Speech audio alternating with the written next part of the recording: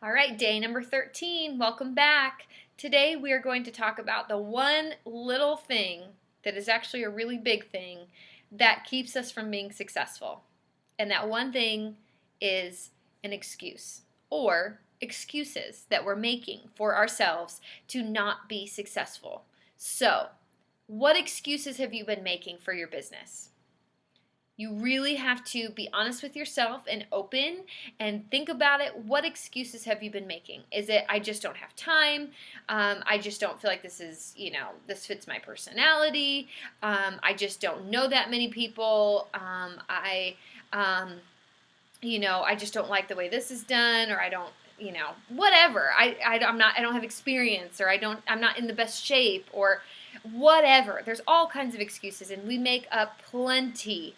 But the truth is that we're going to make time, and we're going to put our effort into the things that are important to us.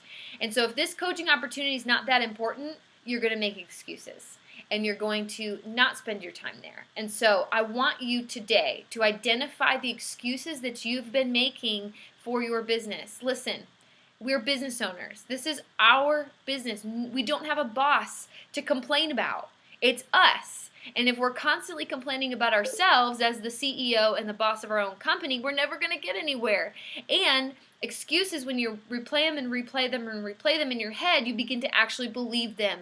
So you believe that you're not good enough, or that you'll never have the time, or so and so. But listen, man, I know of coaches, successful coaches, who have multiple kids, who were having kids as they were growing their business, who worked full-time jobs, who, didn't have all the extra time in the world. So if time is an excuse for you, you really have to reevaluate. But if you truly don't have any time for this business, then you may want to reevaluate if coaching is even a good option for you.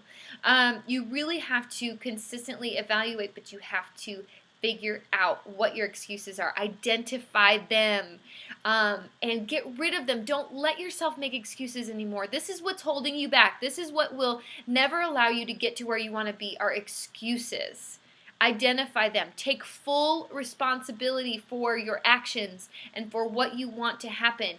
If a customer said no, let it go. Don't make an excuse to not work the next day. Forget about it. Don't let anybody else stop you. Don't let your excuses, if you don't have that much time, figure out the time. Make it happen. Schedule it in. We all have time in the day. We all have at least a half hour. And so maybe you need to get up a little bit earlier or stay up a little bit later. But don't make excuses, and start identifying what they are so you can knock them out and replace them with solutions and what you're going to do, and speak positively to yourself. So I hope this helps. Feel free. Let's talk about these excuses, because we all have them.